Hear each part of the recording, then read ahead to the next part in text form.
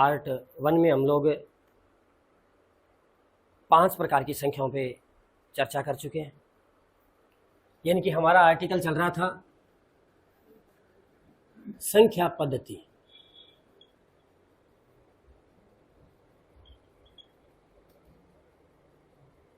और संख्या पद्धति के अंदर हम लोग संख्याएं, विभिन्न प्रकार की संख्याओं के बारे में हम लोग चर्चा कर रहे थे और अभी तक हम लोग 5 प्रकार की संख्याओं पर विचार कर चुके हैं। जो हमने पार्ट 1 में 5 प्रकार की संख्याओं पर विचार कर लिया था। कौन कौन सी संख्याओं पर विचार हम लोगों ने किया था? प्राकृत संख्या, पूर्ण संख्या, पूर्णांक, परिमेय और अपरिमेय।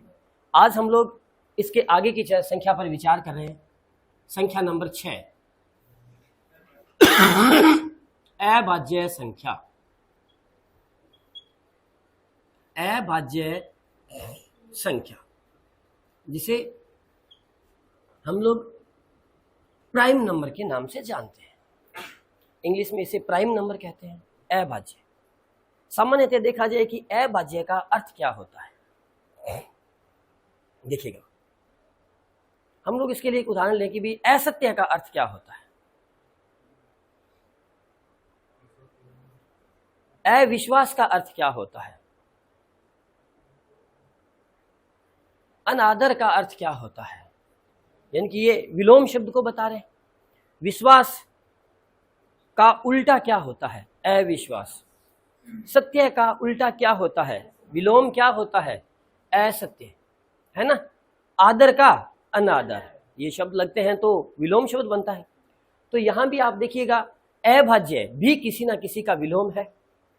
अब वो किसका विलोम है? भाज्य का। अर्थात भाज्य नहीं होना ही क्या कहलाता है? अभाज्य कहलाता है। यानी कि भाज्य नहीं होना ही क्या कहलाता है? अभाज्य कहलाता है। अब भाज्य नहीं होने का मतलब कि वह संख्या जिनमें किसी संख्या का भाग नहीं जाता हो, वो संख्या जिसमें किसी संख्या का भाग नहीं जाता हो। और जब भाग नहीं जाता तो क्या कहलाता है? अभाज्य। अब देखिएगा, ऐसी कोई संख्या जिसमें किसी संख्या का भाग ना जाता हो, हमने ढूंढनी शुरू की, हमने पता लगाना शुरू किया, तो हमें ऐसी कोई संख्या नहीं मिली कि जिसमें किसी का भाग नहीं जाता हो। क्यों? क्योंकि हमें कुछ संख्याएं ऐसी मिली जिनमें कम से कम 2 संख्याओं का भाग जा रहा था। केवल 2 संख्याओं का भाग तो जरूर जा रहा था। हमने बहुत सी संख्याओं पर विचार किया। जैसे हमने 8 पर विचार किया तो इसमें 1 का भाग जा रहा था, 2 का जा रहा था, 4 का जा रहा था, 8 का जा रहा था। हमने 9 पर विचार किया, 1 का जा रहा था, 3 का जा रहा था, 9 का जा रहा था। हमने 18 पर विचार किया, 1 का जा रहा था, 2 का जा रहा था, 6 का जा रहा, 3 का जा रहा था, 6 का जा रहा था, 9 का जा रहा था, 18 का जा रहा था। तो बहुत सारी हमें संख्या ऐसी मिली जिनमें 2 या 2 से अधिक संख्याओं का भाग जा रहा था। फिर हमें कुछ कॉमन चीजें ऐसी मिली कि कुछ संख्या हमें ऐसी भी मिली कि जिनमें केवल 2 ही संख्याओं का भाग जा रहा था। और वो 2 संख्याएं कौन कौन सी थी? एक तो वो संख्या खुद थी और एक नंबर था। यानी कि प्रकृति में जितनी भी संख्याएं मौजूद है उनमें कम से कम 2 संख्याओं का भाग आवश्यक रूप से जाता है।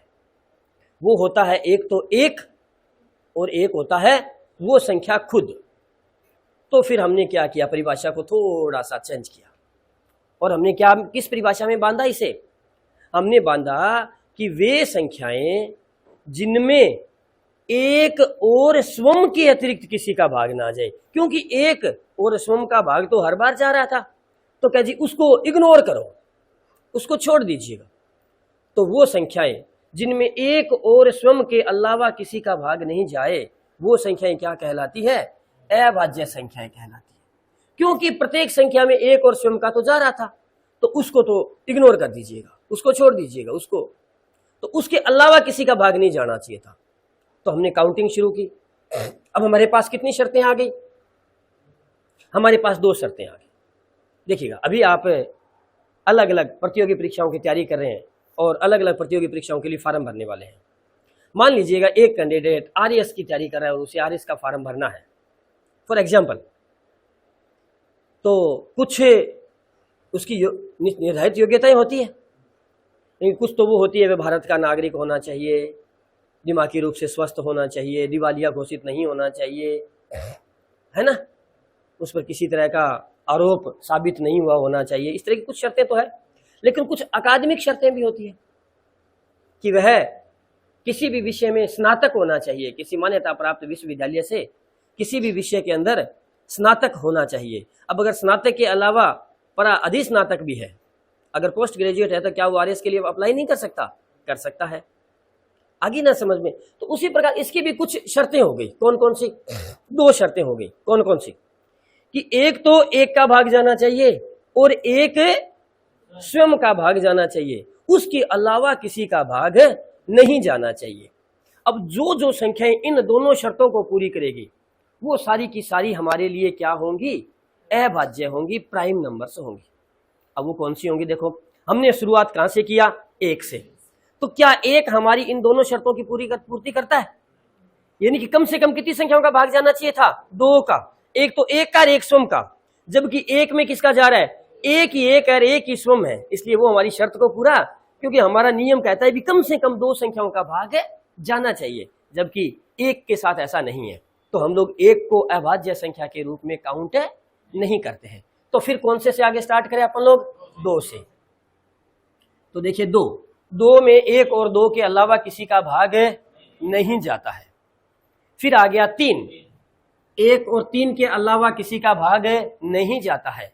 फिर आ गया 4, 1 और 4 के अलावा 2 का जाता है। इसका मतलब ये अभाज्य नहीं होगा। क्या होगा? वी डोंट नो, अभी हम लोग नहीं जान रहे, हम नहीं जानते क्या होगा। सांप होगा, बिच्छू होगा, अजगर होगा, क्या होगा हमें पता नहीं है। लेकिन क्या नहीं होगा? अभाज्य नहीं होगा, हमें इतना पता है, क्योंकि अभाज्य की 2 ही शर्तें थी कि एक तो 1 का भाग जाना चाहिए, एक 2 का स्वयं का जाना चाहिए, उसके अलावा किसी का नहीं जाना चाहिए। जबकि उसमें 1 और 4 यानी कि स्वयं के अलावा 2 का जा रहा है, तो वो क्या नहीं है?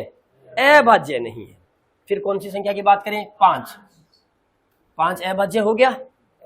फिर आ गया 6 नहीं होगा, 8 नहीं होगा, 9 होगा। क्यों नहीं होगा 9? क्योंकि 9 में 1 और 9 के अलावा 3 का भाग जा रहा है। ध्यान रखिएगा, प्रतियोगी परीक्षाओं में यह बहुत बड़ी, यहां पर प्रश्न गलत होने की बहुत सी संभावनाएं यहां पर तैयार होती है। 11 के बाद में आता है 13, 17, 19, 23 dash dash dash so on, आगे तक जाएंगे। अब थोड़ा सा हम आपका ध्यान इधर आकर्षित करना चाहेंगे उस स्टार की तरफ। आप लोग देख रहे हैं कि स्टार हमने वहां लगाया है क्योंकि यहां पर एक हम लोग जल्दबाजी के अंदर थोड़ी सी एक गलती कर सकते हैं। अब वो गलती हम लोग क्या कर सकते हैं? हम लोग गणित को पढ़ते हुए, मान लीजिएगा कि कोई भी आदमी कंपटीशन की तैयारी कर रहा है, तो कम से कम वो 12th पास तो है। 12th पास है, इसका मतलब गणित का वास्ता उससे कम से कम 9 साल तो पढ़ा है। पहली बात तो 10 साल पढ़ा है, क्योंकि पहली क्लास में उसने गणित सीखा था, 1-2 सीखा था, तो गणित तो सीखा था, गणित तो सीखा था। और कम से कम 10वीं तक तो उसने गणित सीखा ही सीखा, चाहे वो कभी क्लास के आगे से निकला, कभी क्लास के पीछे से निकला, लेकिन गणित तो सीखा है ना। तो इतने सालों के दौरान उसने सम और विषम को भी बहुत बार रिवाइज किया।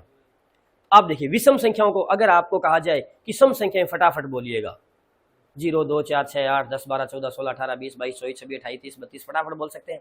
विषम संख्याओं को फटाफट बोलिएगा, 1, 3, 5, 7, 9, 11, 13, 15, 17, 19, 21, 23, 25, 27, 29, 31, 33, 35, 37, 39, 40, 43 फटाफट बोल सकते हैं, क्योंकि हमारा बहुत लंबे टाइम से इसके साथ हमारा बोलने का हमारा अभ्यास हो चुका है। हम लोग बड़ी आसानी से इसे बोल सकते हैं। जब हम क्या करते हैं, यानी कि हम थोड़ी सी आपके साथ 1-2 उदाहरण और लेते हैं। आपसे कहा जाए कि सोमवार से लेकर रविवार तक बोलना है आपको, क्या बोल सकते हैं? सोमवार, मंगलवार, बुधवार, गुरुवार, शुक्रवार, शनिवार, रविवार बोल सकते हैं। जनवरी, फरवरी से लेकर दिसंबर तक बोलना हो तो बोल सकते हैं। 1 से 100 तक बोलना हो तो बोल सकते हैं। लेकिन उसी के विपरीत अगर कह दिया जाए 100 से 1 तक बोलो, 100, 99, 98, 97, 96, 95, 94, 93, 92, 91, 90, 89, 88, 87, इस तरह से बोलो, फटाफट बोलो, नॉन स्टॉप बोलो, बोल सकते हो। दिसंबर से जनवरी तक उल्टा चलो, दिसंबर, नवंबर, अक्टूबर, सितंबर, आगे अक्टूबर, नवंबर, दिसंबर, हो जाता है ना, ऐसी गलती हो जाती है। वापिस शनिवार से सोमवार तक वापिस आओ, शनिवार, शुक्रवार, गुरुवार, शुक्रवार, शनिवार, इस तरह से होने लग जाता है हमारे साथ, है ना। क्यों होता है? क्योंकि हमारा रूटीन में जो अभ्यास बार बार बार बार जो अभ्यास रहा है वो किसका रहा है? जिस फ्लो का अभ्यास रहा है। तो हमारे साथ विषम संख्या में भी अभ्यास क्या रहा है? 1 3 5 7 9 11, 1 3 5 7 9 11, 1 3 5 7 9 11 अभ्यास रहा है हमारा खूब सारा। जब हम इसे पढ़ना शुरू करते हैं तो सबसे पहले क्या आता है? 2, बहुत धीरे बोला गया, फिर 3 5 7, हमने थोड़ी ना कहा था, आप बोले, यानी कि ऑटोमेटिकली फ्लो के अंदर, चलो यहां तो आप जानबूझ के बोले, लेकिन ऑटोमेटिकली फ्लो के अंदर क्या आ जाता है? 9 जुबान पर आता है। क्योंकि हमें ये सारी संख्याएं कैसी लग रही है? विषम संख्याएं लग रही है, तो हमें अचानक ही आगे कौन सी संख्या दिमाग में आ जाती है? हमारे विषम संख्या दिमाग में। यहां एक प्रश्न बनता है, देखिएगा, हम लोग एक प्रश्न की चर्चा आपके साथ शेयर कर रहे हैं। 5 10 26 49 क्या आएगा? सॉरी 50 क्या आएगा? हालांकि आप लोग सामने देख रहे हैं, अब आप लोगों को सामने दिखाई दे रहा है बोर्ड पर, तो निश्चित रूप से आपसे गलती हो ही नहीं सकती। तो यहां क्या है? ये है 2 का वर्ग प्लस 1, 3 का वर्ग प्लस 1, 5 का वर्ग प्लस 1, 7 का वर्ग प्लस 1। अब हम लोग पहले क्या करते हैं? 1 का 2 का वर्ग, फिर प्लस 1 किया, फिर 3 का वर्ग प्लस 1, फिर 5 का वर्ग प्लस 1, फिर 7 का वर्ग प्लस 1, अब 9 का वर्ग प्लस 1। और अगर हमें ऑप्शन में दिखाई दे जाए 9 का वर्ग प्लस 1 82, और लगभग दिखाई देगा, भी दिखाई देगा। क्यों दिखाई देगा? क्यों दिखाई देगा? अब देखिए, इसलिए दिखाई देगा क्योंकि जो पेपर सेटर है वो कहीं ना कहीं हमें पढ़ा रहा है, वो हमारे बीच है कहीं ना कहीं। हमारी बात समझ पा रहे हैं? तो जो जो हम गलतियां कर रहे हैं वो उनको क्या कर रहा है? पढ़ रहा है कि कैंडिडेट यहां यहां यहां यहां गलती कर सकता है, और जहां जहां वो गलती कर सकता है वहां वहां वो ऑप्शन बना लेता है, और वो सारे ऑप्शन क्या करता है? A B C D बना के रख देता है। कई बार क्या होता है कि जो भी हम गलती करते हैं तो हमें ऑप्शन में वो तैयार मिलती है, वो यहीं से तो तैयार होते हैं ऑप्शन। पहले क्या होता था? आज से 10 साल पहले, मान लीजिए 21 उत्तर सही था, या मान लीजिए इसका उत्तर 122 आना है, 11 का वर्ग 121 प्लस 1 122। तो ऑप्शन बनाने वाले वह क्या करते थे उस समय? 122 सी में लिख दिया, 120 122 123 125, इस तरह के बिल्कुल करीबी करीबी ऑप्शन लिख देते थे। तो उसमें से जो हमें मिलता, तो हमें लगता था कि हमारा सवाल, क्योंकि जब मैं, अगर हम हमारी बात करें, जब हम प्रतियोगी परीक्षा में बैठते थे उस समय, जब तैयारी कर रहे होते थे, तो क्या होता था कि जो भी हम सही करते ना प्रश्न, और जो हमें उत्तर मिल जाता, इसका मतलब प्रश्न 100% सही होता था। क्यों होता था? क्योंकि ऑप्शन भी उसके करीब ही नहीं, वैसे नहीं होते थे बनाए हुए। ऑप्शन 1 सही उत्तर होता था, बाकी या तो 2 कम होते थे या उससे 2 ज्यादा होते थे, तो वो तो संभावना ही नहीं होती थी। तो अगर आंसर मिल गया, इसका मतलब प्रश्न हमारा 100% सही है। लेकिन अब क्या होता है? अब क्या होता है कि जो जो हम गलतियां करते हैं, पेपर सेटर उन्हीं से ही ऑप्शन तैयार करता है। अब पेपर सेटर ऑप्शन यहां गारंटेड है, एक ऑप्शन 82 बनाएगा, एक ऑप्शन 82 बनाएगा। क्यों बनाएगा? क्योंकि हम में से बहुत सारे लोग, प्रतियोगी परीक्षा की तैयारी करने वाले लोग, जो इसका ध्यान नहीं रखेंगे, जल्दबाजी के शिकार होंगे। क्योंकि कई बार क्या होता है कि हम लोग पेपर कर रहे होते हैं, पेपर करते करते हम लोग दाएं या बाएं इधर देख लेते हैं। देखते ही कई बार क्या होता है कि कोई हमारा जानकार, हमारे गांव का, हमारे एरिया का, या हमारे साथ कहीं बैठ के तैयारी करने वाला, अगर वो पेपर उसी हॉल में पेपर दे रहा होता है और वो यूं कर दे फटाक से, या वो थोड़ा सा खुश हो जाए, आगे ना समझ में, कई बार वो दूसरों के सवाल गलत कराने के लिए भी खुश होता है। वो अगर थोड़ा सा खुश हो गया तो हमारा दिमाग टेंशन से भर जाता है कि ले, उसके लिए पेपर तो बहुत आसान है, तेरे लिए मुश्किल है, चल हो जा शुरू तुम भी। अब हम शुरू होते हैं तो कहीं ना कहीं जल्दबाजी में गलती कर बैठते हैं। हम तो क्या ढूंढते हैं कि 2 का वर्ग, फिर 3 का वर्ग प्लस 1, 5 का वर्ग प्लस 1, 7 का वर्ग प्लस 1, और फटाफट 9 का वर्ग प्लस 1, 9 में 81 प्लस 1 82, फटाफट इसको कर दे, कहीं ऑप्शन बाद में गायब ना हो जाए। हम लोग फटाफट कर देते हैं, और आगे के परिणाम हम जानते हैं, क्योंकि यहां वो कौन सी संख्या की, अगर इसको छुपा दिया जाता, अगर ये नहीं होता हमारे पास ये, तब 3 का वर्ग, 5 का वर्ग, 7 का वर्ग, अब क्या वर्ग हो सकता था, 9 का वर्ग प्लस 1 संभव था, लेकिन ये आते ही हमें इंडिकेट कर दिया भी 2 संख्या है, तो 2 निश्चित रूप से कैसी संख्या है, अभाज्य संख्या है, प्राइम नंबर है। अतः हमने 9 किसी भी हालत में नहीं लाना है। तो हम यहां किसका, 11 का वर्ग प्लस 1 करेंगे और हमें परिणाम के रूप में 12 प्राप्त, 122 प्राप्त हो जाएगा। इस बात का ध्यान रखिएगा, हम बता रहे हैं। फिर भी हम लोग जल्दबाजी में जब घर पे प्रैक्टिस सेट करेंगे तो हमारा ये सवाल गलत होगा, इसका ध्यान रखिएगा, गलत नहीं होना चाहिए। अभाज्य संख्याएं वे संख्याएं जिनमें एक और स्वयं के अलावा किसी का भाग नहीं जाता हो, अभाज्य संख्याएं कहलाती है। अभाज्य संख्याएं एक सीरीज में बना रखी है हमने, कहां तक, आगे तक जाती रहती है। यहां कुछ प्रश्नों की चर्चा आपके साथ शेयर कर रहा हूं। जैसे हमारा पहला प्रश्न,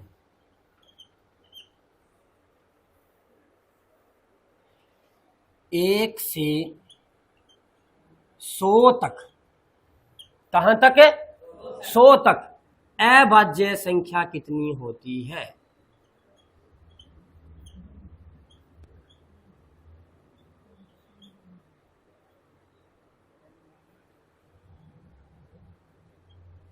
first grade RPSC first paper के अंदर ये प्रश्न पूछा जा चुका है, एज इट इज, ये कि ये लाइन पूछी जा चुकी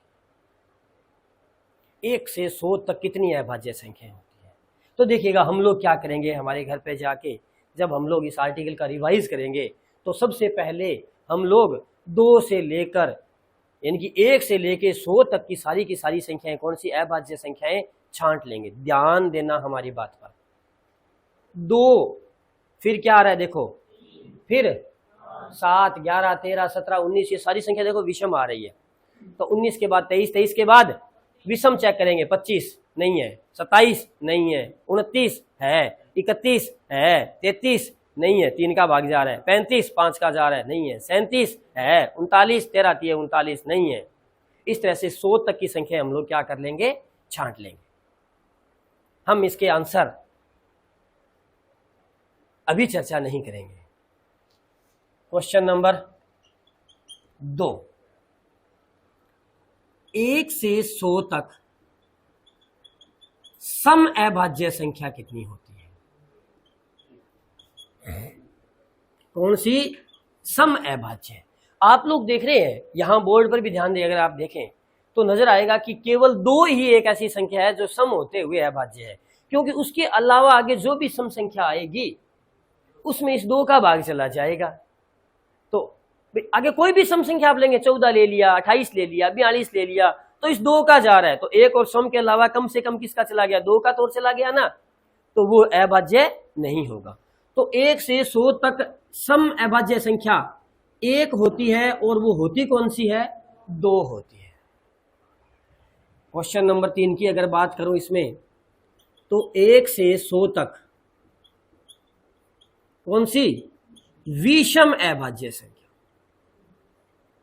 अब देखिएगा यहां फिर मैं इस प्रश्न को छोड़ूंगा, हम यहां पे देखने जाएंगे कि 1 से 100 तक जितनी टोटल संख्याएं होंगी, मान लीजिए 25 होंगी, मान लीजिए कितनी होंगी, 25 होंगी, उसमें से सम कितनी होंगी, 1 होंगी, तो बाकी बची हुई 24 विषम अभाज्य हो जाएंगी। क्या हमारी बात समझ में आ गई। यानी कि टोटल 1 से 100 तक जितनी अभाज्य संख्याएं होंगी उसमें से सम 1 ही होती है, इसलिए बाकी सारी की सारी विषम हो जाएगी। अगर हम यहां पर पूछें, ध्यान देना, अगर हम इसी संख्या के बारे में एक क्वेश्चन की चर्चा करें कि सबसे छोटी सम अभाज्य संख्या कौन सी होती है, सबसे छोटी अभाज्य संख्या 2 होती है, और सबसे बड़ी अभाज्य संख्या, सम अभाज्य संख्या, सबसे छोटी सम अभाज्य संख्या 2 होती है, सबसे बड़ी सम अभाज्य संख्या भी 2 ही होती है, क्योंकि केवल एक ही ऐसी संख्या है जो सम होते हुए अभाज्य है।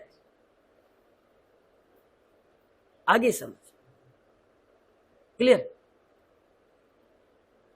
यानी कि एक परिवार के अंदर एक भाई, एक लड़का एक है। आई सुन, वहां अगर कोई न्यूनता आता है कि अभी आपके बच्चों में से सबसे बड़े लड़के को आज यहां पर भेजना है, तो भाई एक ही है तो सबसे बड़ा भी वही है, और सबसे छोटे लड़के को भेजना है तो भी वही है, क्योंकि एक ही आता है। सबसे बड़ी भी संख्या सम अभाज्य संख्या 2 ही होगी और सबसे छोटी सम अभाज्य संख्या भी 2 ही होगी। याद रखिएगा इसे। जितनी टोटल संख्याएं होंगी 1 से 100 तक अभाज्य, उनमें से एक सम होगी तो बाकी सारी विषम होगी। यहां हम आपको बता दें अब कितनी होती है, 25 होती है। ये टोटल 25 थी, एक चली गई तो पीछे कितनी रह जाएंगी, 24। अब हम क्या करते हैं, इसके 3-4 प्रश्नों पर और विचार करते हैं। 1 से 25 तक, फिर 26 से 50 तक, 51 से 75 तक और 76 से 100 तक। अगर चेक करें कि ये जो 25 100 तक है, 25 संख्याएं हैं, उनका 1 से 25, 26 से 50, 51 से 75 और 76 से 100 तक बंटवारा किस प्रकार से होगा। तो आप देख सकते हैं कि 1 से 25 तक जो होती है वो कितनी होती है, 9। सामने बोर्ड पर देख सकते हैं 1 2 3 4 5 6 7 8 9, क्योंकि 23 के बाद 29 है, 23 के बाद 29 है, अतः 25 तक कितनी हो गई, 9। 26 से लेके 50 तक गिनेंगे तो कितनी आएंगी, 6। 51 से 75 तक 6, 76 से 100 तक 4, 9 6 6 4। ये 7 प्रश्न है। 1 से 100 तक अभाज्य संख्याएं कितनी होती है, 25। 1 से 100 तक सम अभाज्य संख्याएं कितनी होती है, 1। कौन सी होती है, 2। 1 से 100 तक विषम अभाज्य संख्याएं कितनी होती है, 24। 1 से 25 तक 9, 26 से 50 तक 6, 51 से 75 तक और 76 से 100 तक। अगर बाई चांस प्रश्न में ऐसा पूछ लिया जाए कि 26 से 75 तक, कहां से, 26 से 75 तक अभाज्य संख्याएं कितनी होती है, 12। क्योंकि 26 से 75 मतलब यहां से यहां तक कितनी हुई। अगर 51 से 100 तक पूछे तो 10, 1 से 50 तक पूछे तो 15। इस तरह से किसी को भी याद किया जा सकता है। हमारी बात समझ में आ गई? क्या ये सारे प्रश्न क्लियर हुए? चलिए अब चर्चा करते हैं अपन लोग इसके बाद 7 नंबर संख्या की। हाँ, यहाँ एक चीज और पढ़नी है अपन लोगों ने कि अभाज्य संख्या जिसे प्राइम नंबर कहते हैं, इसे एक अन्य और नाम से भी जानते हैं और वो है रूढ़ संख्या। अगर कई बार क्या होता है, ध्यान देना, इसको भी याद रखना, रूढ़ संख्या याद रखना, प्राइम नंबर याद रखना। आपने देखा होगा कि कई बार पेपर में क्या होता है, पेपर जैसे बाइलैंग्वेज होता है। बाइलैंग्वेज का अर्थ समझ पा रहे हैं, हिंदी मीडियम में और इंग्लिश मीडियम में दोनों में प्रश्न छपा होता है। तो जैसे हिंदी इंग्लिश में अभाज्य संख्या को प्राइम नंबर कहते हैं, तो कई बार पेपर में भी इसी तरह की बात आ जाती है। थोड़ी सी ध्यान रखना इन्हें, ये जो, क्योंकि जो कुछ चीजें ऐसी होती है जो एज इट इज छप जाती है। बाई चांस प्रश्न आ जाए कि 1 से 100 तक कितनी प्राइम संख्या होती है। अब प्राइम संख्या सोच के हम सोच लें कि ये प्राइम संख्या कौन सी आ गई, हमने तो प्राइम संख्या को पढ़ा ही नहीं। आगे समझ में, क्योंकि प्राइम संख्या का मतलब प्राइम नंबर से है, और प्राइम नंबर को हिंदी में क्या कहते हैं, अभाज्य या रूढ़ संख्या कहते हैं। कई बार प्राइम इस तरह से लिखा हुआ आ सकता है, कई बार आ जाता है पेपर में, कई बार देखने को मिलता है। तो इसे जरूर देख लें कि अभाज्य संख्या को अंग्रेजी में प्राइम नंबर तथा अभाज्य संख्या का दूसरा नाम रूढ़ संख्या भी होता है। इसके साथ 7 नंबर संख्या जो आती है, कौन सी? भाज्य संख्या। अब देखिएगा इसे क्या कहते हैं, इसके अन्य नाम यौगिक संख्या या संयुक्त संख्या, और अंग्रेजी में इसे कॉम्पोजिट नंबर के नाम से जानते हैं। संयुक्त संख्या या भाज्य संख्या या यौगिक संख्या या कॉम्पोजिट नंबर।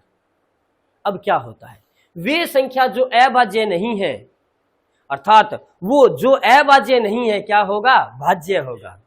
अर्थात वह संख्या जिसमें एक और स्वयं के अलावा भी किसी संख्या का भाग जाए, तो कम से कम कितनी संख्या का?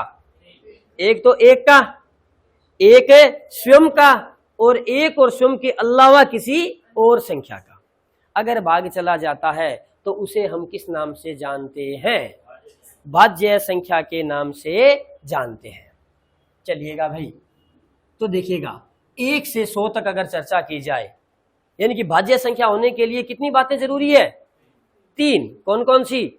1 से भाग जाना चाहिए, स्वयं का भाग जाना चाहिए, और इसके अलावा किसी और का भी भाग जाना चाहिए, है ना। सबसे पहले स्टार्ट कहां से करते हैं? 1 से। तो क्या 1 में ऐसी शर्त का पालन होता है? क्योंकि 1 में इसका पालन नहीं होता, क्योंकि 1 और स्वयं के अलावा किसी और का भाग नहीं जाता, और तो और 1 का ही भाग जाता है इसमें। इसका मतलब तीनों बातें तो पूरी हमारी नहीं हो रही। तो 1 जो है वो किसमें नहीं आएगा? भाज्य संख्या में नहीं आएगा। 2 अभाज्य में चला गया, 3 अभाज्य में चला गया, 4 भाज्य, 5 अभाज्य में चला गया, 6, 7, 8, 9, 10, फिर 11 वहां चला गया, 12, 14, 15, 16। इस तरह से चलते चलते हम लोग आगे बढ़ते जाते हैं और 100 तक चले जाते हैं। अब देखिएगा यहां पर फिर एक प्रश्न तैयार हो जाता है हमारा बढ़िया सा। कौन सा? वही प्रश्न हमारा क्वेश्चन कि 1 से 100 तक भाज्य संख्या कितनी होती है? 1 से 100 तक भाज्य संख्या कितनी होती है? ध्यान दीजिएगा, ऑप्शन पे गौर करना। एक गड़बड़ ऑप्शन भी आएगा, एक गड़बड़ वाला ऑप्शन आएगा। कौन सा आएगा? 75। कौन सा ऑप्शन आएगा? 75 ऑप्शन आएगा, जो कि गड़बड़ वाला ऑप्शन है। क्योंकि हमारे दिमाग में 2 ही बात आवी रह जाती है। कौन कौन सी? कि 1 से 100 तक अभाज्य कितनी होती है? 25। तो बाकी सारी क्या होंगी? भाज्य। बड़ी बात है भी, जो अभाज्य नहीं है वो क्या है? भाज्य। तो 1 से 100 तक अभाज्य कितनी होती है? 25। तो बाकी सारी क्या होंगी? भाज्य होंगी। तो भाज्य फिर 100 तक 100 संख्याएं थी, उनमें से 25 अभाज्य हुई, तो बाकी सारी भाज्य। बताओ कितनी होगी? 75, जो कि गलत हो जाएगा। क्यों? क्योंकि 1 किसी भी कैटेगरी में नहीं आ रहा, ना तो भाज्य की श्रेणी में आ रहा, ना ही अभाज्य। तो 1 से 100 तक 100 संख्याएं तो जरूर होती है। 1 से 100 तक 100 संख्याएं तो जरूर होती है, लेकिन उनमें से एक भाज्य और अभाज्य दोनों की श्रेणी में नहीं आता। था संख्याएं कितनी बची? 99। और 99 में से अभाज्य कितनी गई? 25। तो पीछे हमारे पास 1 से 100 तक भाज्य संख्याएं कितनी बच गई? 74। क्या हमारी बात यहां तक समझ में आ गई आपको?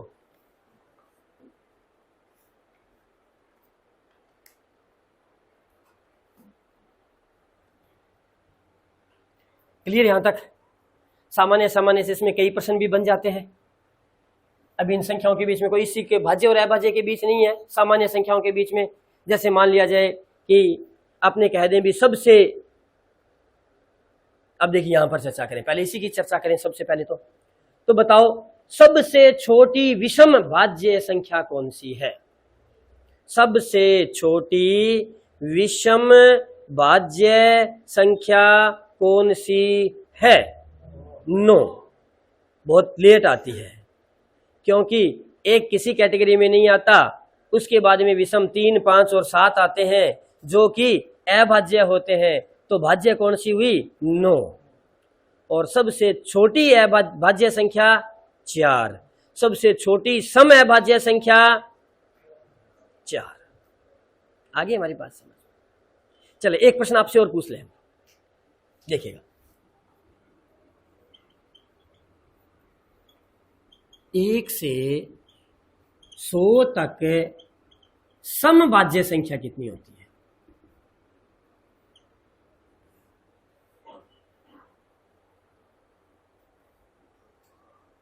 और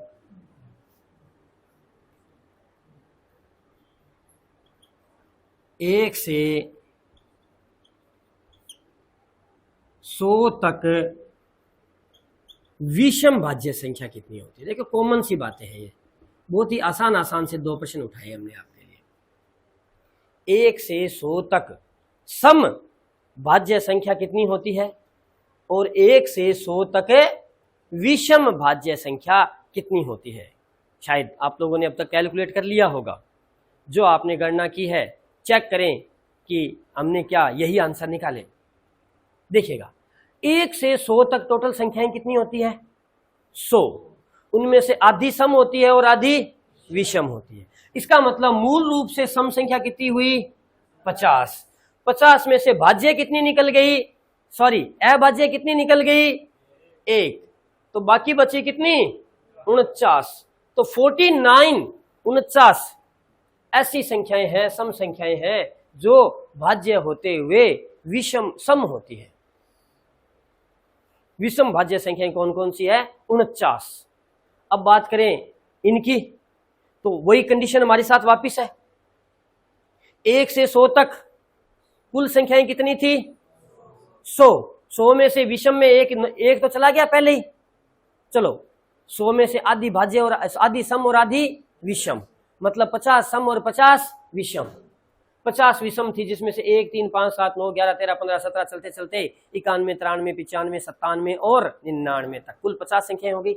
50 में से एक पहले निकल गया, कौन सा? एक निकल गया। इसका मतलब पीछे कितनी बच गई? 49। ये लीजिए भी 49। 49 में से विषम कितनी होती है? 24। विषम अभाज्य कितनी है? 24। तो पीछे कितनी बच गई? 25। 25 विषम होते हुए भाज्य और 49 सम होते हुए भाज्य। अगर इनका जोड़ करें अपन लोग कि 49 प्लस 25, तो भाज्य संख्याएं टोटल कितनी निकल गई? 74। ये देखिएगा अभी टोटल हमें मिल गया। जो 74 संख्याएं थी उनमें से 49 सम होते हुए भाज्य थी और 25 विषम होते हुए भाज्य थी।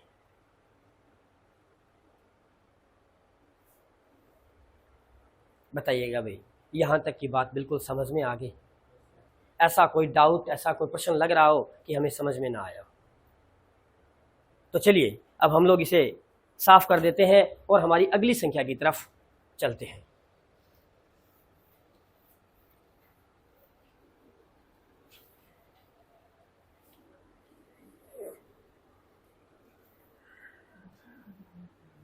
इसके बाद हम लोग जिस संख्या की बात कर रहे हैं वह है दशमलव संख्या। कौन सी संख्या? दशमलव संख्या।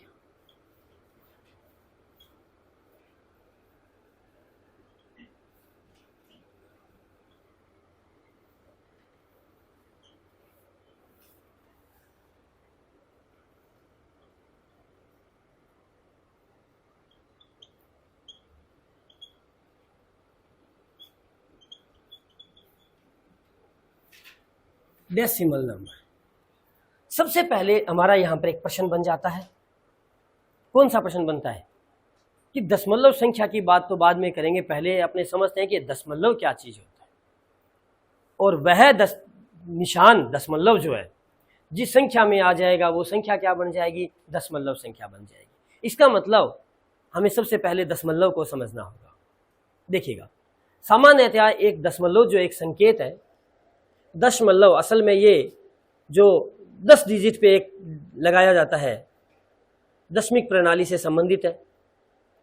तो यह किसी संख्या के 10वें, 100वें, 1000वें, 10,000वें भाग को हमें बताता है। कैसे?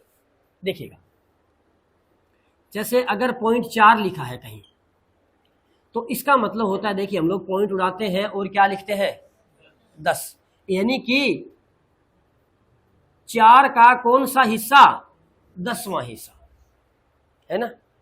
अगर कहीं 0.14 आ गया तो हम दशमलव उड़ाते हैं और उसकी जगह क्या लिखते हैं? 100। तो किसका? 14 का कौन सा हिस्सा? 100वां हिस्सा। आगे समझ में? अगर 3 जीरो लगी हुई है तो 1000 बनेगा, यानी कि किसी संख्या का 1000वां हिस्सा।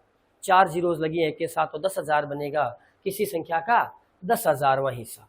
यानी कि दशमलव वह संकेत है जो किसी संख्या के कौन कौन से?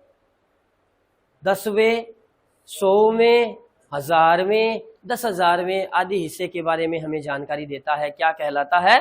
दशमलव कहलाता है। और वह संकेत जिस संख्या में आ जाए, यानी कि दशमलव जिस संख्या में आ जाएगा वह संख्या क्या कहलाएगी? दशमलव संख्या कहलाएगी। तो देखते हैं कि दशमलव संख्या वास्तव में कितने प्रकार की होती है, मूल रूप से इसका क्या ढांचा रहता है। थोड़ा सा हम इसका ढांचा समझते हैं। देखिएगा भाई, दशमलव संख्या मूल रूप से 2 प्रकार की होती है। जैसे कि हम लोग दशमलव संख्या का एक उदाहरण लिखते हैं, 5.473296। एक उदाहरण लिख लिया, यानी कि ये किसका उदाहरण हुआ? एक दशमलव संख्या का उदाहरण हुआ। दशमलव संख्या मूल रूप से 2 भागों में बंटी होती है। एक होती है शांत दशमलव संख्या,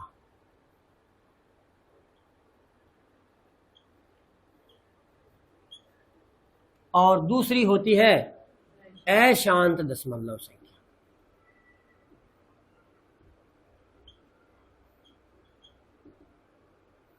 अब देखिएगा शांत दशमलव संख्या क्या होता है और अशांत दशमलव संख्या क्या होता है। पहले हम लोग शांत दशमलव संख्या को समझने से पहले शांत शब्द पर विचार करते हैं, क्योंकि दशमलव संख्या तो हमें समझ में आया हुआ है कि वह जहां पर ये निशान आएगा दशमलव संख्या होगी, लेकिन शांत शब्द का अर्थ क्या है और अशांत का? हिंदी में शांत और अशांत किसे कहते हैं? जब कोई क्रिया चलते चलते अचानक रुक जाती है तो हम उसे क्या कहते हैं? शांत, है ना। और जब वो क्रिया नहीं रुकती है तब हम क्या कहते हैं? अशांत। यानी कि यदि हम कोई भाग की क्रिया करें और दशमलव के कुछ पदों के बाद भाग की क्रिया अपने आप ही रुक जाए, हम क्या करें? कोई भाग की क्रिया करें, भाग को शुरू करें और दशमलव के 2, 3, 4 स्टेप बाद 5 पदों बाद भाग की क्रिया अपने आप रुक गई, अर्थात शेषफल क्या आ गया? 0 शेषफल आ गया। क्योंकि जब 0 शेषफल आ जाएगा तो बाकी क्रिया रुक जाएगी। तो जब कुछ पदों के बाद बाकी क्रिया अपने आप रुक जाए तब हम कहते हैं कि बाकी क्रिया क्या हो गई? शांत हो गई। अर्थात वो जो हमें संख्या मिलेगी वो कैसी मिलेगी? शांत दशमलव संख्या मिलेगी। लेकिन अगर बाकी क्रिया रुकती नहीं है, चलती ही जाती है, बाकी क्रिया रुकती नहीं है, चलती ही जाती है, थक हार के हम ही छोड़ देते हैं, तब वो क्या होता है? अशांत। यानी कि बाकी क्रिया रुकी नहीं है, हमारे द्वारा रोकी गई है, कहीं ना कहीं शेषफल फिर भी आ रहा है। अर्थात ऐसी संख्या जिसकी बाकी क्रिया से हमें बहुत बड़ा उत्तर यानी कि अनंत की ओर जाता हुआ उत्तर प्राप्त हो, वह संख्या क्या कहलाती है? अशांत दशमलव संख्या कहलाती है। और जिसमें भाग की क्रिया रुक जाए शांत दशमलव संख्या कहलाती है। अब देखिएगा, शांत दशमलव संख्या भी अपने आप में खुद अगर इसका विभाजन किया जाए तो यह 2 प्रकार की होती है और अशांत दशमलव संख्या भी 2 प्रकार की होती है। अब शांत के 2 प्रकार कौन कौन से हैं? देखिएगा, आवर्ती शांत दशमलव संख्या, आवर्ती शांत दशमलव संख्या। अनावर्ती यानी कि अनावर्ती शांत दशमलव संख्या। आवर्ती अशांत दशमलव संख्या और अनावर्ती अशांत दशमलव संख्या। अब देखिए, ये आवर्ती और अनावर्ती दो शब्द आ रहे हैं, यानी कि आवर्ती शांत भी है और आवर्ती अशांत भी है, अनावर्ती शांत भी है और अनावर्ती। इसका मतलब अब हमें एक दो नए शब्दों पर किन पर विचार करना है, आवर्ती और अनावर्ती पर। देखिए, आवर्ती क्या होता है और अनावर्ती क्या होता है। आवर्ती का मतलब होता है किसी अंक या अंक के समूह का बार बार आना, किसी अंक या अंक के समूह का बार बार आना। अंक के समूह का तात्पर्य जैसे अंक बार बार आ रहा है, कैसे देखिएगा, 0.454545, ये क्या है, क्या है, देखो 4545 अंक का समूह हुआ, अंक नहीं है ये, अंक तो होता 4 या 5, अंक तो 1 से 9 तक अंक हो गए। इसका मतलब उसके बाद ये संख्याएं बन गई, इनके एक समूह बन गया। तो 454545 आ रहा है, कितनी बार आ रहा है, 3 बार आ रहा है। उसके बाद क्या आ रहा है, रुक रहा है, क्योंकि जब रुकेगा नहीं तो क्या होगा। अब देखो क्या हुआ, 475 475 और फिर डैश डैश आ गया, जो ये साबित कर रहा है डैश डैश कि यह भाग की क्रिया रुक नहीं रही है, आगे तक चल रही है। और यहां क्या प्रूव हो रहा है कि भाग की क्रिया रुक रही है। तो देखो आवर्ती हो रही है, जैसे 7.964 964 964, आवर्ती भी हो रही है और रुक भी रही है। तो क्या कह रहे हैं, कहेगी ये संख्या क्या बनेगी, आवर्ती शांत, और ये क्या बन गई, आवर्ती अशांत। इसी के विपरीत अनावर्ती, अनावर्ती का मतलब आवर्ती नहीं होगी, उल्टे सीधे कोई ना कोई अंक आएंगे। तो 0.74293726 इस तरह से कोई संख्या आ जाए और रुक भी जाए तो हम उसे क्या कहेंगे, आवर्ती है क्या, नहीं है। अब देखो आवर्ती नहीं भी है और कई बार हमें लगता है जैसे है, इसमें कैसे लगेगा, देखिएगा, जैसे ये 2 है, ये 2 रिपीट हो गया, तो हम इसे 7 है, 7 रिपीट हो गया, आवर्ती नहीं कहेंगे इसे हम लोग। हम आवर्ती कब कहते हैं कि जब 7 के बाद 7 रिपीट हो गया तो उसके बाद क्या आना था, 4, उसके बाद 2, उसके बाद 9, फिर 3, फिर 7। अगर आता तो हम कहते कि क्या है, आवर्ती है। क्योंकि मान लीजिए हमें 12 डिजिट लिखने हैं, कितने डिजिट लिखने हैं, आपको कहा जाए कोई भी 12 डिजिट लिखो भाई, लेकिन रिपीट नहीं होना चाहिए। आपको 12 डिजिट लिखने के लिए बोला है, रिपीट नहीं होना चाहिए। तो आपने कहा भाई 0 1 2 3 4 5 6 7 8 9, कितने लिख दिए, 10 डिजिट लिख दिए। अब 11वां डिजिट क्या लिखोगे, निश्चित रूप से इनमें से कोई ना कोई रिपीट होगा, क्या जी 7 लिख दो, फिर क्या जी 9 लिख दो, फिर क्या जी 4 लिख दो। तो अंक तो रिपीट हुआ लेकिन समूह तो रिपीट नहीं हुआ ना, इसलिए इसे क्या नहीं कहेंगे हम लोग, आवर्ती नहीं कहेंगे। क्योंकि अगर डिजिट ज्यादा है तो कोई ना कोई अंक तो कहीं ना कहीं तो आएगा, लेकिन एज इट इज नहीं आएगा। आलो जी, क्या वो भी समझ में आ गया। अनावर्ती भी होनी चाहिए, रुकनी भी नहीं चाहिए।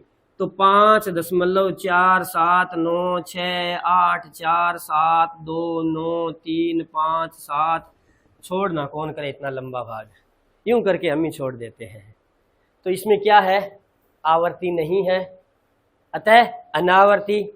भाग के बाद रुक भी नहीं रही है, अतः अशांत। दशमलव लगा हुआ है, अतः दशमलव संख्या। तो ये हो गई अनावर्ती अशांत दशमलव संख्या, और ये हो गई अनावर्ती शांत दशमलव संख्या। ये हो गई आवर्ती शांत दशमलव संख्या, और ये हो गई आवर्ती अशांत दशमलव संख्या। ये था दशमलव संख्या का विभाजन। हालांकि यहाँ पे दशमलव संख्या पूरी नहीं होती है, क्योंकि अब क्या होगा, दशमलव संख्या में कुछ एक नया आर्टिकल आएगा कि हमारे पास जो भी दशमलव संख्याएं थी हमें उनको परिमेय संख्या में बदलना है, यानी कि to change the decimal number into rational number, यानी कि हमें इन दशमलव संख्याओं को परिमेय संख्याओं में बदलना है। चलो चलते हैं, अपन लोग बदल डालते हैं। क्या यहां तक क्लियर हो गया? तो हम ये 4 संख्याएं लिख देते हैं फटाफट।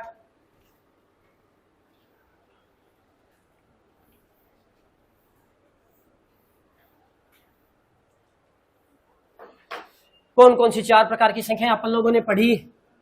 नंबर 1 आवर्ती शांत दशमलव संख्या, अनावर्ती शांत दशमलव संख्या, आवर्ती अशांत दशमलव संख्या, अनावर्ती अशांत दशमलव संख्या। गौर करें भाई थोड़ा सा। अब हमें क्या करना है, हम इन 4 प्रकार की संख्या जो अभी हम लोग पढ़ के आए हैं उन 4 प्रकार की संख्याओं को परिमेय संख्या में बदलना है, यानी कि हमें जो दशमलव संख्याएं थी उनको परिमेय संख्याओं में बदलना है। क्या हम लोग परिमेय संख्या पढ़ चुके हैं? यानी कि वे संख्याएं जिन्हें P बटा Q के रूप में लिख सके। Those numbers can be written in the form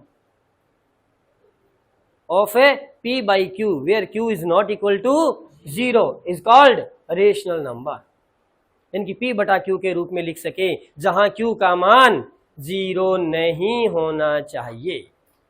समझ गए?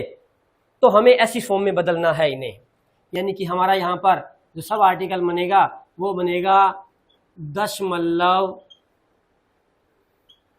संख्या का परिमेयकरण। हम इसे परिमेयकरण भी बोल सकते हैं और ऐसा भी बोल सकते हैं कि दशमलव संख्याओं को परिमेय संख्या में बदलना, ऐसा भी हम लोग कह सकते हैं। तो चलिएगा, पहले प्रकार की संख्या हमने पढ़ी कौन सी? आवर्ती शांत। तो देखिए आवर्ती शांत जो है उसके हम लोगों को एक ही एग्जाम्पल करना है, ज्यादा एग्जाम्पल नहीं करने होंगे क्योंकि हमने इसको पहले किया हुआ है, खूब सारा किया हुआ है। आवर्ती शांत को पहले किया हुआ है, आवर्ती अनावर्ती शांत को भी पहले खूब सारा किया हुआ है, अतः हमें इसके बहुत सारे एग्जाम्पल्स की आवश्यकता नहीं होगी।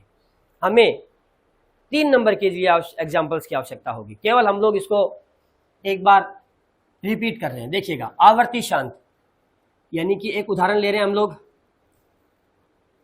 0.7, चाहे 0 ले लो चाहे 6 ले लो, कोई फर्क नहीं पड़ता, 6.757575। ये किस प्रकार की संख्या का उदाहरण हुआ? आवर्ती शांत दशमलव संख्या का उदाहरण हुआ। हमें इसको किस में बदलना है? परिमेय संख्या में, यानी कि P बटा Q के रूप में बदलना है। तो चलिएगा P बटा Q के रूप में बदलने के लिए हम क्या करते हैं? पॉइंट उड़ा देते हैं। पॉइंट उड़ाएंगे तो हमारे पास क्या आ जाएगा?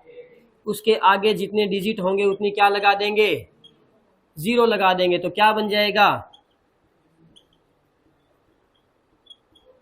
बट्टा, अब जिस पहाड़े से कट रहा है, क्योंकि ये किस पहाड़े से कट रहा है? 5 के पहाड़े से कट रहा है, अतः इसमें 5 का भाग चला जाएगा तो उसका सरल रूप प्राप्त होगा। लेकिन नहीं भाग दे रहे हम लोग या नहीं काटे तो भी ये क्या नजर आ रहा है? P बटा Q की फॉर्म है जहां Q का मान 0 नहीं है, अतः यह कैसी संख्या का उदाहरण हुआ? परिमेय संख्या बन गई। किस प्रकार की संख्या को? आवर्ती शांत प्रकार की संख्या को हमने परिमेय संख्या में बदल दिया। सारी इसी प्रकार से बदली जाएंगी। दूसरी कौन सी थी? अनावर्ती। तो देखिएगा भाई, अनावर्ती को देखते हैं अपन लोग। अब अनावर्ती शांत 13.57692 3 लिख दिया अपन ऐसा। रिपीटिशन नहीं हुआ, वही काम, दशमलव उड़ाएंगे, उसकी जगह पे कितनी जीरोज आ जाएंगी, 6। तो क्या बन गया, 13, 57, 69, 23 बटे, अब किसी पाड़े से कट नहीं रहा है, अतः हम इसे क्या कह देंगे, यह इसका परिमेयीकरण है, अर्थात यह इसका परिमेय रूप है, क्योंकि P बटा Q के रूप में लिख दिया जहां Q का मान 0 नहीं है। क्लियर हुआ? यानी कि हमने दो संख्याएं तो कर डाली, सिंपल थी। चूंकि आवर्ती अशांत संख्या है, उसका हमने केवल एक ही उदाहरण किया हुआ है, आज तक एक ही सवाल किया हुआ है, अतः हमें इसके 2, 3, 5, 7 सवाल हमें करने होंगे, समझना होगा। तो देखिए हम लोग इसी पर पूरा हमारा जो है वो 100% अपन लोग दे रहे हैं इसे अपना आवर्ती अशांत। गौर करें भाई, हम लोग एक आवर्ती अशांत संख्या ले रहे हैं। अब हम इसके क्या अलग अलग टाइप्स लेंगे, कई उदाहरण लेंगे अपन लोग इसके, क्योंकि हमने इसको डिटेल में समझना है, इसलिए इसके कई उदाहरण से अपन लोग समझने वाले हैं। देखिएगा 0.3333 और आगे क्या लगा दिया, ये लो, ठीक है। तो देखिएगा यह कैसी संख्या हुई, आवर्ती है, दशमलव भी है, रुक नहीं रही है, तो आवर्ती अशांत दशमलव संख्या हुई। तो इसको कैसे बदलेंगे, देखिएगा हमने 9th क्लास में इसको देखा था एक बार, इस तरह का उदाहरण एक बार देखा, तो उसमें थोड़ा सा एक प्रोसेस था उसका बड़ा। हम लोग यहाँ पर एक छोटे से प्रोसेस से काम करने वाले हैं। सबसे पहले हम इसे वापिस लिखेंगे 0.3 के रूप में, क्योंकि 3 रिपीट हो रहा है, इसलिए 3 को एक ही बार लिखेंगे। रिपीट कौन हो रहा है, 3, इसलिए 3 के ऊपर क्या लगा देंगे, बार लगा देंगे। यानी कि बार लगी हुई है, देखिए दशमलव के बाद अगर बार लगी हुई है, उसका मतलब होता है कि वह संख्या बार बार है, वह समूह बार बार है। तो 3 3 3 3 बार बार था, इसलिए इसके ऊपर हमने क्या लगा दिया, बार लगा दिया। अब देखिएगा हम लोग अगले स्टेप में बार भी खत्म कर देंगे, बार भी हटा देंगे और पॉइंट भी हटा देंगे, तो केवल क्या बनेगा, 3। जितने अंकों पर बार था उतने 9 नीचे लिख देंगे। यहां एक ही अंक पर बार था, इसलिए एक ही 9 आया, और काटेंगे तो 3 एकम 3 और 3 तिया 9, यानी कि 1/3। यानी कि हम लोग अगर 1 को 3 से भाग दे दें तो हमें 0.333333 प्राप्त होता है। 9 हमें क्या करना है, जितने अंकों पर बार है उतने 9 नीचे लिखने, क्योंकि इसका जो डिटेल रूप है वो क्या होता है, थोड़ा सा देखिएगा कि सबसे पहले दी गई वैल्यू की एक समीकरण बनाते हैं। समीकरण के रूप में मानने के लिए इसे किसी चर के बराबर रखते हैं, अर्थात इसे हम लोग x के बराबर रखेंगे। ये डिटेल रूप बता रहा हूं, हमने एक से समीकरण 1 नाम दिया। चूंकि हमें दशमलव एक मूल डिजिट, कम से कम एक डिजिट या एक समूह का डिजिट जो भी बनता है, अगर रिपीट 3 3 हो रहा है तो 3 को बाहर रखना है, और अगर रिपीट 13 13 13 हो रहा था तो 13 को दशमलव से पहले लाना होता था। तब उस केस में हम लोग 100 से गुणा करते, और यहां हम लोग 10 से गुणा करेंगे। तो हमने इस समीकरण को 10 से गुणा किया, तो ये बन गया 10x बराबर 3.3333। समीकरण नंबर 2 तैयार हो गई। फिर हमने क्या किया, समीकरण 2 में से समीकरण 1 को घटाया। तो समीकरण 2 में लेफ्ट हैंड में कितना था, में से x घटाया, और 3.3333 में से 0.333 घटा दिया। तो इधर तो बच गए हमारे पास 9x, और इधर बच गए, क्योंकि ये तो इससे सारा कैंसिल हो जाएगा, तो केवल और केवल 3 बचेगा। और हमें मान किसका चाहिए था, x का। तो x बराबर क्या होगा, यानी कि हमने उसका जो लास्ट स्टेप था वो चुरा लिया, और हमने हमारा सवाल छोटे से रूप से कर लिया। देखिए आगे बढ़ते हैं अपन लोग, एक दो उदाहरण इसके और लेते हैं अपन लोग कि 0.454545 रिपीट कौन हो रहा है, 45। तो 4 5 के ऊपर अगली लाइन में बिना बार के कितने डिजिट पर बार था, तो 9 कितने लिखेंगे?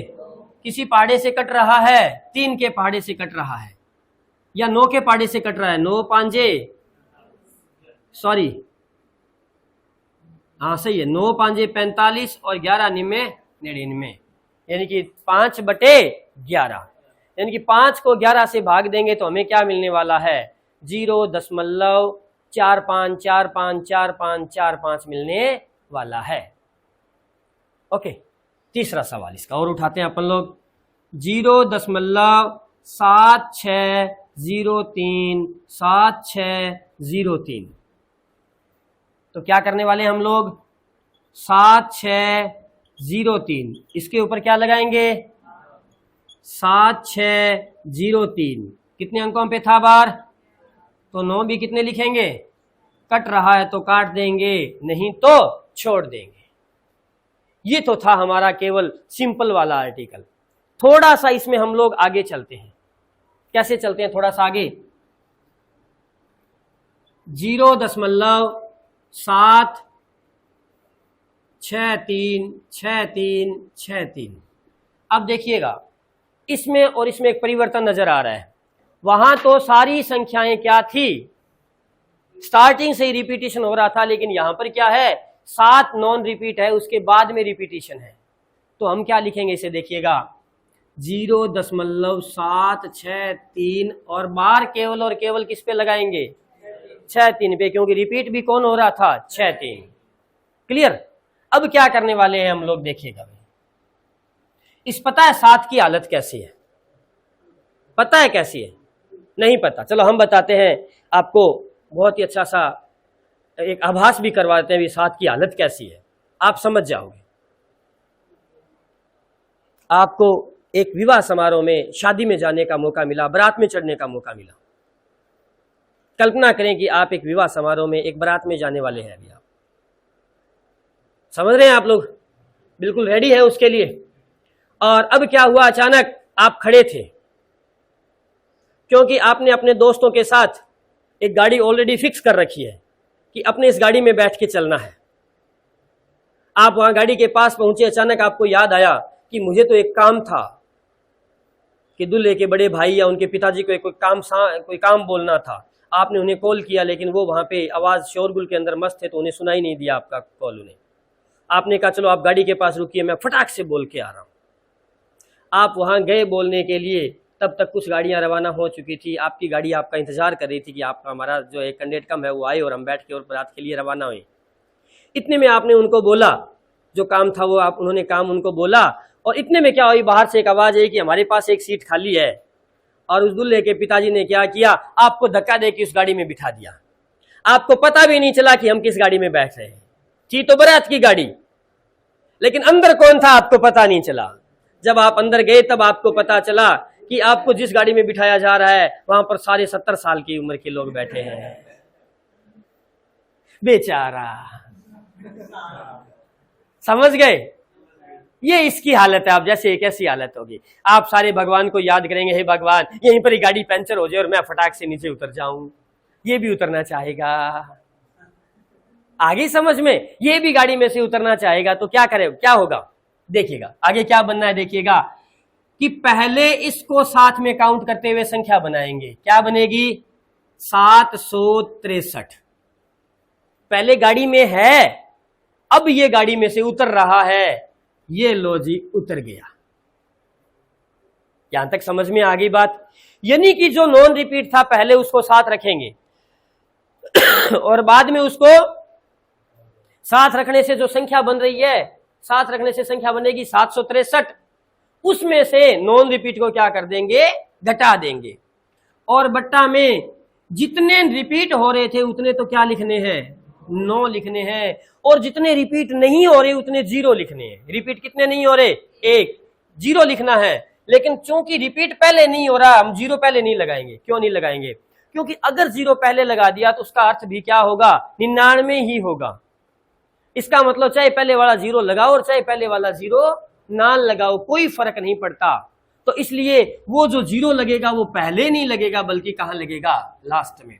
तो बताओ भाई, 763 में से 7 गए, 756 बट्टा अगर आप 756 को 990 से भाग देंगे, गारंटेड है पहली बार 7 आएगा, उसके बाद में 6 3 6 3 6 3 शुरू हो जाएगा।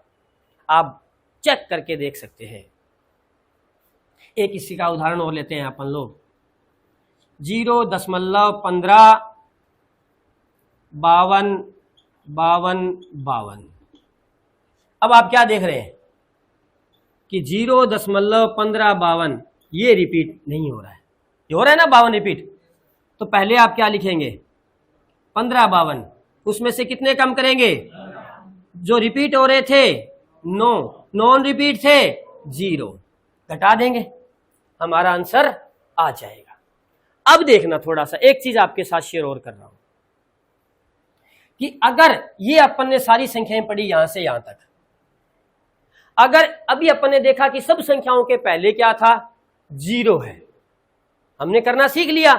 अगर यहां 0 नहीं होता, मान लीजिए यहां पर 6 होता, तो हमारा आंसर क्या आता, वो 6 केवल यहां लग जाता, अर्थात संख्या क्या बन जाती 6 सही 1 बटा, क्योंकि दशमलव के बाद वाली संख्याओं का ही परिमेयीकरण किया जाता है, पहले वाली को परिमेय में नहीं बदला था क्योंकि ऑलरेडी परिमेय में होती है। तो 6 सही 1 बटा 3, 6 तिया 18 और 1 19 बटा 3 बन जाता है। क्या हमारी बात समझे? अगर यहां 10 होता, मान लीजिए यहां 0 की जगह 10 होता, तो आप यहां 10 लगाते, यहां 10 लगा देते, 10 सही 5 बटे, मान लीजिए यहां पे 70 होता, तो आप यहां 70 लिखते, यहां 70 लिख दे और वो 70 यहां लगा देते, और क्या बन जाता 70 सही 756 बट्टा 999। इसी के साथ हमारी क्या हो जाती, आवर्ती अशांत संख्या भी कंप्लीट हो जाती। अब चौथे नंबर पे कौन सी आ गई, चलिएगा भाई 4 नंबर की संख्या की बात करते हैं अपन लोग, अनावर्ती अशांत। देखिएगा भाई, इसे परिमेय संख्या में नहीं बदला जा सकता, यानी कि इसको परिमेय संख्या में नहीं बदला जा सकता। क्यों नहीं बदला जा सकता, नहीं बदला जा सकता, अतः यह कैसी संख्या होती है, अपरिमेय संख्या होती है। अब देखिएगा थोड़ा सा रिपीट और करें आपके लिए, यानी कि ये जो 3 प्रकार की संख्याएं थी वो सारी के सारे किसके उदाहरण थे, परिमेय के, और यह किसका उदाहरण है, अपरिमेय का। चूंकि आप लोग देखते हैं कि √3 कैसी संख्या है, अपरिमेय। √3 कैसी संख्या है, अपरिमेय संख्या है, और √3 को अगर प्रसार करते हैं तो क्या बनता है 1.732, आगे और तक चला जाता है, जो कि असल में क्या होता है, अनावर्ती अशांत दशमलव संख्या ही होती है। इसका मतलब जो भी अनावर्ती अशांत दशमलव संख्या है वो क्या होती है, अपरिमेय संख्या होती है। और जो अपरिमेय होती है उसे किसमें नहीं बदला जा सकता, परिमेय में नहीं बदला जा सकता। अतः परिमेय में कौन कौन सी संख्याएं रहेंगी, आवर्ती शांत, अनावर्ती शांत और आवर्ती, और अनावर्ती अशांत किस में चली जाएगी, अपरिमेय संख्या में चली जाएगी। बताइएगा भाई, यहां तक समझ में आया? यह थी हमारी दशमलव संख्या। इसके आगे का जो पार्ट है, आगे का जो कार्य है वो हम लोग करेंगे संख्या पद्धति पार्ट 3 में। तब तक जय हिंद, जय भारत।